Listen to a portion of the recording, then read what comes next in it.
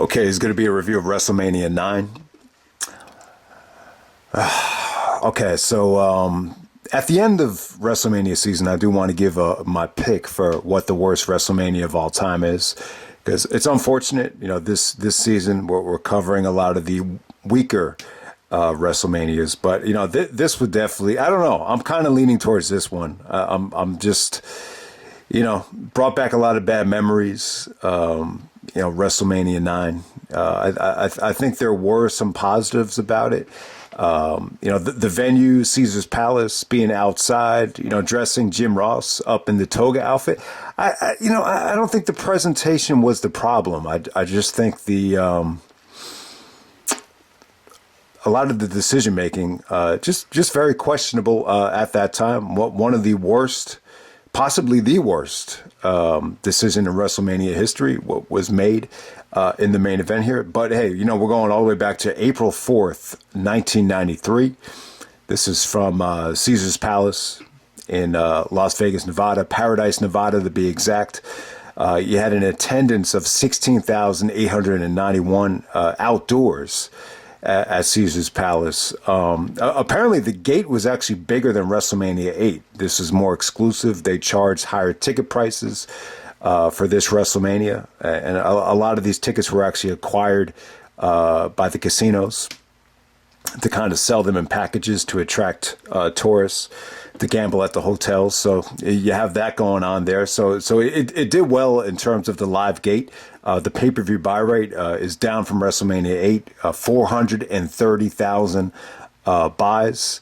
So it's lower than WrestleMania 8, but at the same time, WrestleMania 9 would remain higher than WrestleMania 10, 11, 12, and 13. I don't think it was actually broken until WrestleMania 14 in terms of a WrestleMania getting a better buy rate than WrestleMania 9. It wouldn't happen until WrestleMania 14 with Austin, Tyson, and Michaels in that main event. All right, so let's get right down to it. Yeah, I mean, the presentation wasn't bad. I mean,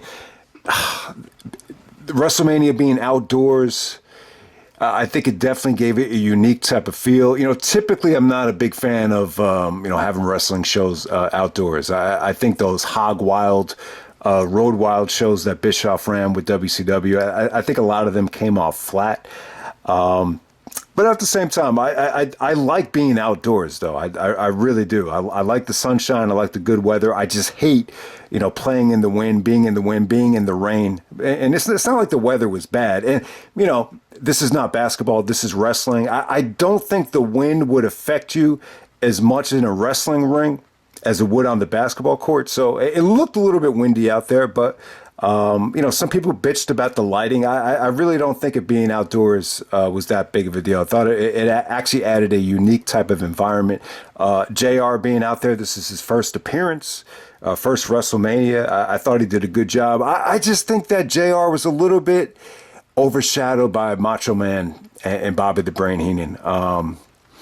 I don't know. I just think he had too much on commentary. I like Savage as a talent, but I think having him on commentary for a whole pay-per-view, I think it's a little bit much. I would have preferred to have, Randy Savage participating on the show. I think it would have helped the show out a lot more. I mean, a lot of people have debated that this WrestleMania main event should have been Bret Hart and Randy Savage. If you disagree with that, I think you would at least agree that Savage definitely should have been on the show.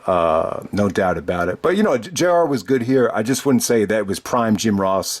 I think the odds were definitely stacked against him, having to dress up and, having to try to blend in with the commentary team. It probably wasn't the most comfortable JR ever was. To me, I would say Jim Ross's prime is WrestleMania 17. Like I would definitely say like around that time, JR was untouchable. But yeah, let's get right down to it. First match of the night. We got Tatanka taking on Shawn Michaels for the Intercontinental Championship. So Shawn Michaels is the IC champion. He's coming out there with Luna Vachon, and Tatanka actually has Sherry by his side. So yeah, I believe this was supposed to be Jannetty. Jannetty, was constantly being in and out of the World Wrestling Federation at that time. So it would have been cool to see Shawn versus Marty at WrestleMania, but, they would end up having their better stuff on Raw. But yeah, Tatanka and Shawn Michaels, to me, this was match of the night. I think if this had a finish, I think everybody would have went home happy, and it still ended up being match of the night, even with a crappy finish.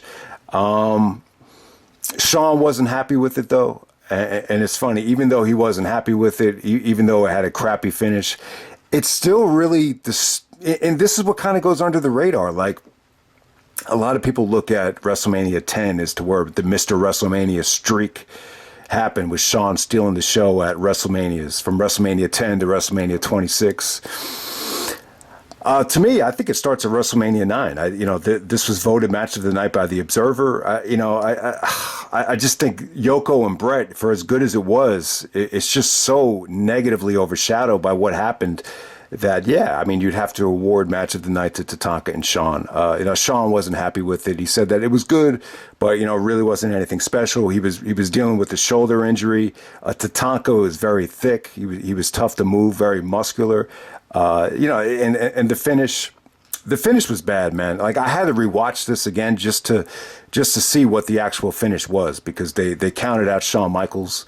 He actually takes the referee and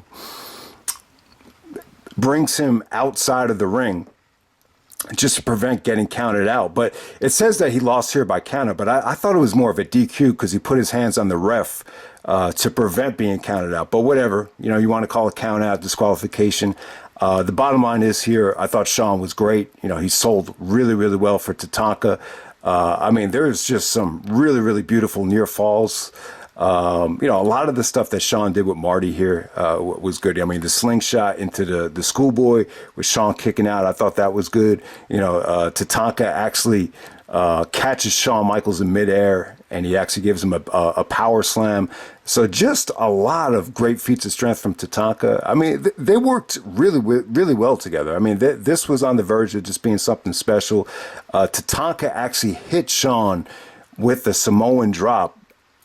And right before the referee counted three, it looked like he DQ'd Shawn for putting his hands on him. And that was pretty much the ending there. I could have done without the Sherry stuff. I think by this point, it's well documented. Shawn was moving away from Sherry. I think you could have, totally taken away Sherry, taken away Luna. And this would have been a much better, positively received match. But, I just think at that time, Shawn was very handcuffed. The 93 version of Shawn Michaels, didn't have as much stroke, didn't have as much power. He wasn't in like that great a shape where he could just start bossing Vince McMahon around and telling him, exactly what type of finish he wanted. But hey, he was still able to get 18 minutes out there in the opener of WrestleMania, and I thought he still delivered, even with the crappy finish. But, that's what I like about Shawn Michaels. He's really hard on himself, and, a lot of times, being negative and being really, really tough as a coach, or even just being,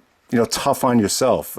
Sometimes that's recipe for greatness. And, Shawn hadn't really found it yet in 93, but he was definitely on his way. And it's funny, like Shawn, apparently, like Shawn was even more upset, like, than almost anybody with the decision with what happened in the main event. Like, he actually stood up for Bret and said, why are we going in this direction? And he was a little bit confused by it. Shawn was one of the guys that actually comes to Bret Hart's defense, later on in the show. So that's really interesting. Next up, we got the Steiner brothers taking on the Headshrinkers. Pretty good match here. Compared to the rest of the show, I would say that the Steiners had a good showing here. And it's funny, is this really the only time the Steiners appeared at WrestleMania? I think so. Was Scott Steiner at WrestleMania 20? I was going to say maybe he was in one of those tag matches, those four-way tags. But yeah, this might be the only time where the Steiners were a part of WrestleMania. And it just felt very forgettable. I thought the match they had was good, but you could just tell the outdoor environment really brought this down. I just felt like if they were indoors and, the crowd was a little bit connected to the ring, I just felt like you would have gotten, more of the crowd just getting behind the Steiners here. Instead, it was a little bit lukewarm. They really had to rely on big spots just to get the crowd to pop here. Obviously, the most famous spot in the match, Steiner actually takes a flapjack believe it or not, on the top rope, and he kind of overshoots it. He almost drops on his head there from the Headshrinkers. So yeah, that was pretty brutal. I mean, a lot of the moves here just looked really awkward. I mean, they just didn't look safe. Even the Frankensteiner finish, like, it just didn't look like Scott was able to get it, execute it safely. But, it looked acceptable, but it just looked, man, like, if you had to take that bump, it's just like, man, good luck not falling on your head right there. But yeah, probably the spot in the match was when Rick actually countered the Headshrinkers doing the Doomsday device into a body slam off of I believe it was Fatu's shoulders. So it was pretty good. But I gotta say, Fatu and Samu, I thought they looked really good here. Give the Headshrinkers credit. I don't think they get enough credit. I just feel like the problem with this match was it just could have been presented in a way to make it feel a little bit more important. Maybe if it was for the tag team championships, or just maybe, I don't know, just something was just missing from it. It just felt like another match on the card, even though it probably was, second or third best match of the night. Next up, you got Doink the Clown actually taking on Crush. So Crush looks like a big, jacked up orange soda pop coming out there against Doink the Clown, who's actually, I believe, Matt Bourne. Yeah, someone pointed out to me, Matt Bourne was at WrestleMania 1, so eventually he would become Doink the Clown. So it's not like he didn't become anybody. And then the guy that played the Executioner, that was actually Buddy Rose. So you know, both guys from the Portland territory. I believe there's a story that Buddy Rose and Matt Bourne, there was a gun situation. If you watch the Tales from the Territory, that covered the Portland territory, so that was really interesting. But yeah, Doink the Clown, there's actually two Doinks here, so I'm assuming the first one was Matt Bourne. The second Doink that came out was actually Skinner, believe it or not. But it was an entertaining match. I'm not a big fan of clowns. I hated the Killer Clowns from Outer Space movie. It just freaked me out as a kid. It's a scary movie, but at the same time, it just makes you hate clowns. And while Crush is wrestling Doink here, it was good in a way where they really captured that feeling of the clown just being so confident and so, witty, that no matter how big Crush was here, you just knew the clown was going to find a way to win. And, there ended up being a ref bump, and then you had the second Doink, and comes out with a big white stick. I can't remember what the foreign object was. It was like a big white, almost like baseball bat looking type of object to put Crush away. And then Top Gale, he's asking the Japanese photographers that are there for Yokozuna, he's asking them, did you see the second Doink? What do you think of two Doinks? And the Japanese photographer's like, two Doinks? And the other guy's like just laughing. So that was pretty funny right there. I mean, it was a lot of fun to a degree. I wouldn't say it was a great match. I really didn't care for it, but if you want to argue that it really captured that Killer Clowns from Outer Space type of feel with Doink the Clown and having the second Doink.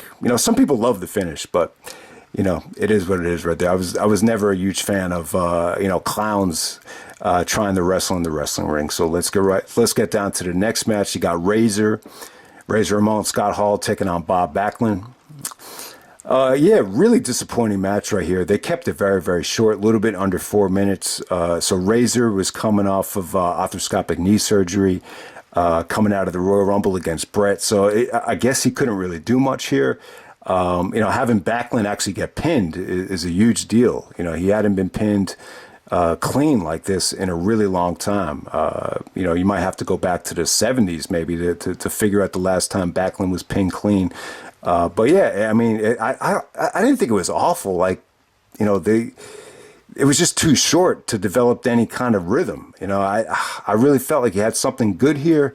I think the problem is Razor just had such a badass look compared to the outdated Backlund that I just feel like the fans didn't really know how to react, but they didn't really get a chance to react because it just didn't go that long. So very disappointing. Probably the most disappointing match of the night when you consider the talents involved. All right, next up you have the Tag Team Championship match. We got Ted DiBiase and the IRS teaming up to take on the Mega Maniacs of Brutus the Barber, Beefcake, and Hulk Hogan, and you got Jimmy Hart out there. All right, this got almost about 20 minutes. I actually thought it was really good, man. I thought it was good. I thought DiBiase and Irwin played great heels here. I mean, they got a tremendous amount of heat. When DiBiase had the $1 Million Dream locked on to Hogan, I thought Hogan actually really did a good job of, working the crowd. I thought the crowd was great here for the most part. Obviously, you had hot tags to Brutus. Brutus is actually wearing a mask, which looked really, really fucking corny. But I think there was a segment on Raw where Money Inc. actually, did some damage to Brutus's face, so he had to wear a facial protection here. But yeah, the mask looked really, really, really corny. That's what really brought the match down. At the end of the match, Hogan started using the mask as a weapon, and then they ended up getting DQ'd. They did this finish where Jimmy Hart puts on a referee jacket and he does the double pin, and it just looked corny as hell. I mean, they dropped the ball here because it was actually going really, really well in the middle of this thing.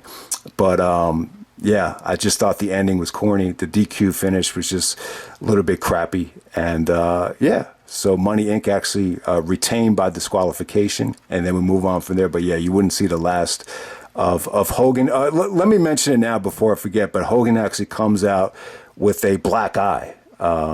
Apparently he had a jet ski accident. Yeah, he was actually drunk one night and went jet skiing, and he had an accident, and it gave him a black eye. So that's the story there. There's mixed reporting on it. A lot of people are under to believe that it was actually Macho Man that gave him a black eye. I seriously doubt that. I feel like if Savage and Hogan had a fight before WrestleMania 9 and Hogan got a black eye, I think Vince would have fired Savage, because even at this time, like, you could tell, like, Vince was giving up on Savage. I think having Savage on commentary was a red flag that, he just didn't have that much time left with the company. No, don't get me wrong. Like, I think Vince enjoyed having Savage on commentary, but, for him to jeopardize WrestleMania by giving Hogan a black eye, I think he would have been fired for that. So I definitely don't buy that story. That's just some type of gossip type of myth. But, I buy the jet ski story. I think Hogan actually wrote a whole chapter in his book about the jet ski incident. Yeah, it's not like Hogan didn't have enough money to go jet skiing with his friends. So I buy that, no doubt about it. All right, next up we got Lex Luger taking on Mr. Perfect. Probably the most disappointing match of the night. All right, so once again, like the Caesar's Palace thing, we're right outside of Vegas.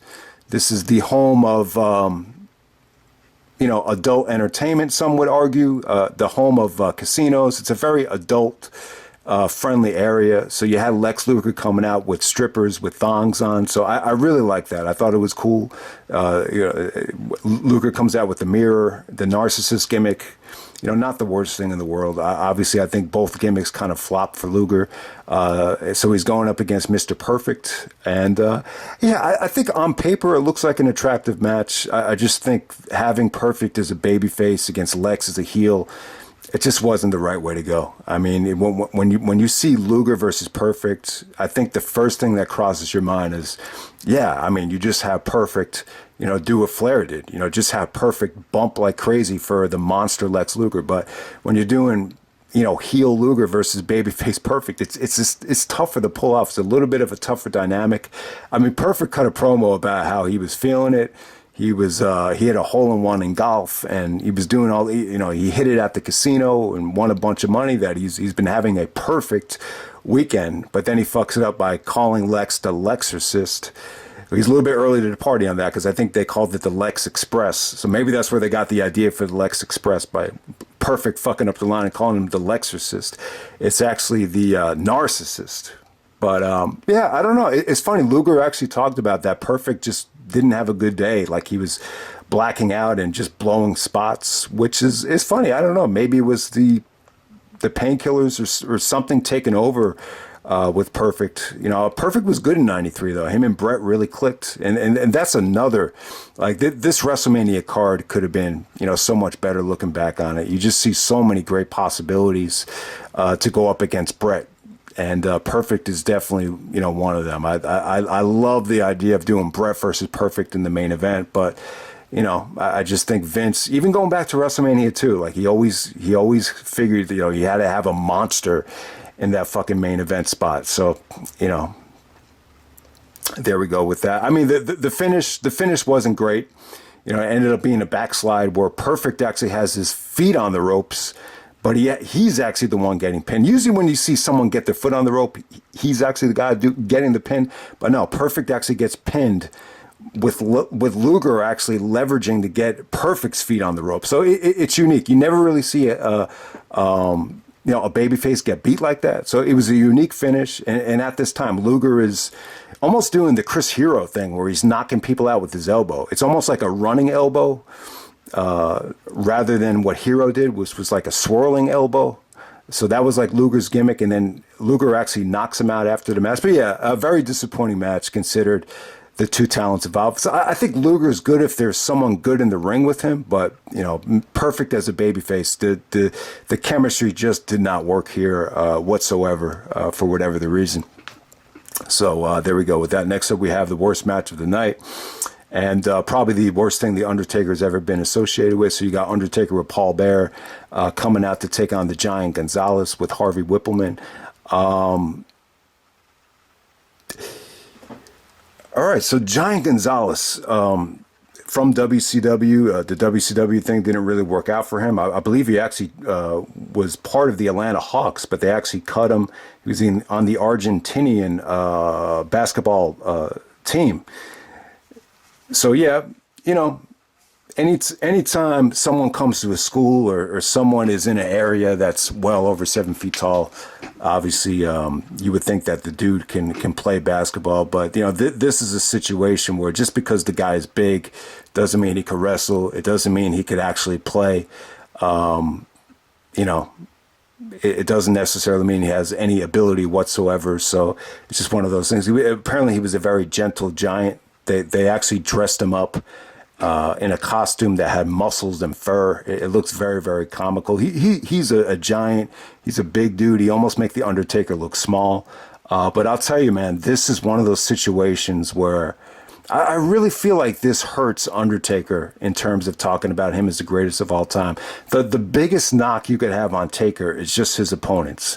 And it's been one after another throughout Taker's career, whether it be Giant Gonzalez, whether it be King Kong Bundy, whether it be, Heidenreich. I mean, the list goes on and on. Like, at least like every year, maybe every 2 years, they would always put Taker against somebody that you could just tell he could not stand being in the ring with him. Apparently, Giant Gonzalez didn't really know how to work very safely, so he's very limited in what he could do here. I'll tell you what, though, like Taker definitely brought it. You could definitely see Taker bring it with the strikes. He actually was able to get on the top rope and finally do the old school thing, and it really worked here because of Giant Gonzalez's size. But the dude is just very limited. I mean, he really couldn't do anything besides just choke Taker and just hold him. Really not much he could do. I mean, the ending actually comes when Whippleman gives him a cloth fill of chlorophyll. I believe later on, Taker actually, borrowed this spot against The Rock with ether, but at this point they're calling it chlorophyll. But I would agree with Meltzer. It's tough to do a spot like this because the fans were just totally not sure of what was in the rag or what was in the cloth. So it was a very, very flat ending, ends by a disqualification. I'll tell you what, though, the highlight was Undertaker's entrance, coming out with the vulture. I thought that was cool. And then Taker, they actually bring him back on a stretcher, and then he comes back out. The dong hits again, and he actually does come back out to the ring. So I didn't think, I think they salvaged it a little bit with the presentation of Undertaker, but a lot of people clown on this match, joke around about it. I think it was either Brian Kendrick or Paul London. Like, they always bring up this match as a joke when they get asked, like, what's some of your favorite wrestling matches ever? I think it was Brian Kendrick. He said Undertaker versus Giant Gonzalez, my favorite match ever. But it's just sarcastic. He's just being sarcastic. It's just a joke because the match is a joke. All right, next up we have the main event. We got Yokozuna defending the belt against Bret Hart. Oh, I forgot about the Hogan promo. So Hogan cuts a promo on the match. He talks about how he's rooting for Bret Hart and he's rooting against Yokozuna, and he calls Yokozuna a Jap. When you call somebody a Jap, I've heard people use that expression before. I've heard my grandmother use it before, but that was back in her day where it was actually acceptable. It might have had something to do with World War II. I think that was a term that they used for the Japanese back in the day. But I don't know. I don't find it that derogatory. Do I find it as bad as calling an Italian person a guinea, or a black person the N-word, or a Puerto Rican person the S-word? No, I don't. But but apparently though, If you had used this term today, it would have gotten a lot of shit, but for whatever reason, Hogan was able to get away with it. And it's funny because Yokozuna is not even Japanese. He's Samoan, but he's playing a Japanese wrestler, so it's crazy. But hey, man, we got Yokozuna challenging Bret Hart. Bret Hart is the champion for the WWF Championship. And yeah, I mean, we've talked about it before. There were so many possibilities for Bret to face. I think there's even I'll put it in the background. I believe there's actually a poster with Bret and Flair actually on the cover. But yeah, I mean, I would have loved to have seen Bret versus Taker, Bret versus Perfect, even Bret versus Luger, which I don't think we really ever got. I think that would have been cool. And they did something during the brunch with Luger attacking Bret, earlier on that day. We saw Bret versus Razor at the Royal Rumble. Even Bret Hart versus Scott Steiner would have been pretty cool. Bret Hart versus Shawn Michaels, they already did it at that point. But you get the point. I think there's a lot of possibilities. Bret Hart versus Macho Man Randy Savage is probably the most popular pick. But yeah, I mean, Yoko and Bret in the ring was not the problem with WrestleMania 9. Bret was really motivated here. He found out that, Vince was going to take Vince actually told him he's putting the title on Yokozuna. So he was a little bit, bummed out about it, but it didn't stop him from trying to have a great match.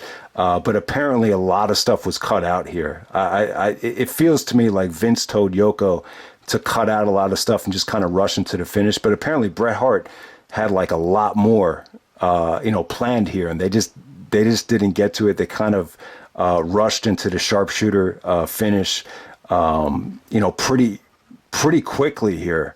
So I think that's another thing that really bummed Bret Hart out there. But yeah, I just think Vince is really overprotective of big men. So yeah, I mean, I'm sure they definitely had enough time to go like 20, 25 minutes, but for whatever reason, it did feel a little bit rushed. But I'll tell you what though, man, for 9 minutes, they go 8 minutes and 55 seconds. I thought Bret was great here. He was able to knock Yokozuna down. He was not necessarily get him off of his feet, but just really was able to get him down by just wrestling a smart match. The clotheslines, the headbutts, the punches, just Bret, everything about him was just very well executed here. He was able to get off the top turnbuckle and actually counter the turnbuckle spot, and actually knocks him down from the exposed turnbuckle, and actually locks those big tree trunks of legs into a sharpshooter. And it's funny, like when Bret has Yoko in the sharpshooter, I was going to say, maybe the referee can't see him because Yokozuna is just so friggin' big, but it's actually Bret doing the sharpshooter, but he's just not in a position to see Fuji. So Fuji has a clear shot just to throw salt or powder in Bret Hart's eyes, and that's the finish. So Yoko actually pins Bret after the salt in the eyes. But I'll tell you what, man, while this lasted, I think this was on its way to being one of the better WrestleMania main events. Like, who knows?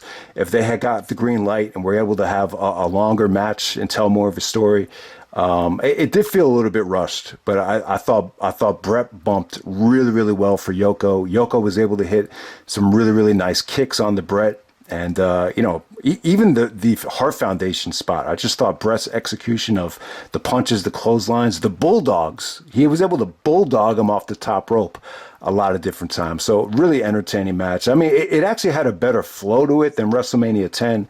But for some reason, I just think like the WrestleMania 10 match, I think Bret's selling the injury there. But at the same time, that was more of an uplifting experience than this one. This one just, I don't know. And as soon as the finish happened, Hogan comes out, and Mr. Fuji's the one that kind of has to, moderate it or kind of direct it. So he gets on the mic and calls Hogan a yellow belly. He's like, "Come on, you yellow belly." He's like, "My Yokozuna will put the title on the line and challenge you right now. Come on, Hogan." And Hogan's like not even interested. He's just worried about Bret. And then Bret has salt in his eyes, and Bret, it doesn't age that well, but Bret's actually telling Hogan, he's like, no, get back in the ring, challenge him. Like, little did we know, Bret friggin' hated this finish. And then Hogan gets back into the ring, and he's able to duck the powder spot. He was able to clothesline Yoko, hit him with the leg drop, and he wins the belt in 22 seconds. Did anyone get this? When Hogan wins the belt, he goes like, I told you, don't mess with Mother Nature, brother. And then he does the Ric Flair woo. So I don't know what he means by that. I don't know if that was a shot at Flair. I don't know what he really meant about the Mother Nature thing. Maybe he was talking about the venue. Maybe he was happy that it didn't rain. I have no ideas. Maybe someone smarter than me can explain what Hogan meant by that. But yeah, I mean, it was just a disaster of a moment. Obviously, there was guys pissed. Obviously, Bret was a little bit up. Bret got more upset down the road. Like, he was under the impression that they were going to do a SummerSlam rematch with Hogan and Bret. Bret actually talked about how they did film a tug of war on the beach. But for whatever reason, that moment has gone forgotten. And Hogan told Vince he wanted to drop the belt to Yokozuna, and that was that. So what was the reason behind giving Hogan the belt? There's two different things that come up. They're about to go on a European tour, and the tickets are already sold. So the mindset was that if you have Hogan on the European tour, it would add value to the European tour. And then we come to find out that this European tour doesn't happen until late July, which is after King of the Ring. It's after Hogan drops the belt to Yokozuna. So yeah, Hogan wasn't even champion at that time. So if you look at, and they read it back on Something to Wrestle with Bruce Pritchard, but if you look at the title matches between Hogan and Yokozuna, it says Hogan defeated Yokozuna in late July, early August on this European tour. So they just must have been disqualifications while Yokozuna was the champion. So I'm not really buying that. I'm not really buying the fact that it was the European tour. I will buy this. The other reason will be this. Apparently the Grateful Dead did a pay-per-view concert, and it was one of the first pay-per-views where you could actually order it by just clicking on the remote instead of having to call up the cable operator and actually order by phone, which sometimes could be a pain in the ass. And trust me, it is a pain in the ass. And I've done it with DirecTV. I think I did it for WrestleMania 2020. And they put you on the phone with a different country. That could be a pain in the ass sometimes. So the idea was when you get to Raw, and it's funny too, like when Hogan won the belt, like, does anyone ever remember Hogan being on Raw with the championship in '93? You never associate Hogan with Raw, and apparently, I didn't go back and check, but apparently Hogan was just wrestling part time and really didn't make didn't make a lot of dates after he became champion as well. So that really does suck. But yeah, the idea was to promote it on Raw and then have people actually order the encore on Tuesday. This way you could get a better buy rate. So I could see that. I could see that. I think some people were against it. Some people actually downplayed it and thought it was a bad idea. But for whatever reason, Vince thought it was worth an experiment. I thought it was worth a try. I just think it's just a wrong call by Vince. I just think it was a bad call. For some reason, he just, obviously the idea of moving on from Hogan was something that he was playing with and something that he fully didn't want to let go of. And I just think it was the wrong call. This idea of always going back to Hogan while we're trying to rebuild the brand, whether it be '93, whether it be 2002. I always thought it was the wrong call, and it always really pissed me off as a fan. I think it took a lot of passion out of a lot of different people, especially Bret Hart. I think it was a huge shot in the gut for Bret. And anytime you're told you're going to be sitting the bench, we're going to put someone in over you that hasn't been at practice, hasn't been with the team, and we're going to go with him. It's deflating. So any type of competitor would get upset by this. So I don't blame Bret for being upset. Hogan actually looked Bret in the eye and said, "I'd be happy to return the favor." And then Bret said, "I'll remember you told me that, Terry." So you have that going on there. And then by the time you get the King of the Ring, like Vince, Bret, and Hogan had meetings. And, Hogan, to Hogan's defense too, like he would argue that he was just doing what Vince was telling him to do. So I could see how this could get a little bit political, a little bit frustrating. And I think by the time he got the King of the Ring, Bret actually confronted Hogan and asked him, he said, "So I heard you weren't going to put me over." I said, "Well, how come you didn't want to put me over?" And then Hogan actually told Bret, "I told you could go fuck yourself, brother." So you have that going on there. So I don't know. I think more than anything, I don't think Vince The reasoning as to why they didn't go with Hogan and Bret, whether it be at SummerSlam, whether it be at King of the Ring, apparently the idea of Vince just wasn't happy with the fallout of Hogan versus Warrior, with Warrior triumphing as a babyface. So that will be the reason as to why. But yeah, you guys know I'm not a big fan of this moment. I think it exposed the business. I think it hurt the business. And also it doesn't help when, you know, I don't think WCW was competition at the time, but the other form of entertainment, which also is athletics, is, you know, I know not everybody's a basketball fan, but the very next week you got the Michigan Wolverines going up against North Carolina in the national championship game. The Fab Five from Michigan, you know, had a lot to do with changing the culture. You're on the verge of the '93 NBA playoffs, which in my opinion is the best playoffs in NBA history. You got the MVP of the league, has more charisma than anybody ever had in Charles Barkley. You're on the verge of the greatest player of all time, making history and going for a three-peat. You got more depth in the league than you've ever had before, coming off the Dream Team. When we're talking about WWE versus NBA in '93, there's no freaking comparison, and you make things worse by going back to Hogan. And you can't. I don't even think they had him on Raw leading up to King of the Ring, so it's crazy. But that's pretty much it, guys. That's WrestleMania 9. I got to say, this is definitely a bad show. You know, Yoko and Bret, you know, some of the work in the ring wasn't done, but just so many DQ finishes, so many bad finishes, and just so many guys just didn't click here tonight as well. So I would definitely say that Shawn Michaels and Tatanka was definitely the match of the night. But at this point, Shawn just didn't have the cachet and the credibility to be able to look Vince in the eye and just say, you know, fuck you. That's not the right decision. We're going in this direction. Shawn and Bret, you know, we're still not that far removed from Vince and Hogan, you know, being a force with the WrestleMania numbers and the buy rate. So it's tough to you know, just boss Vince around at that time. But eventually that would come. And I think that's when the product started getting better. When Shawn and Bret, specifically Shawn, where he got to, you know, godlike levels in the ring.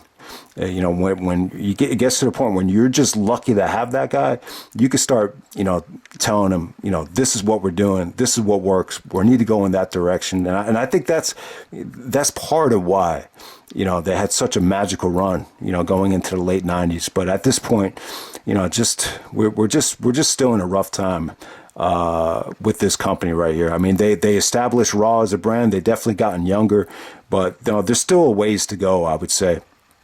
And when you look at half of this roster wasn't even there, you know, by the time you got to the end of '93. So that's another thing as well. But yeah, man, that's WrestleMania 9.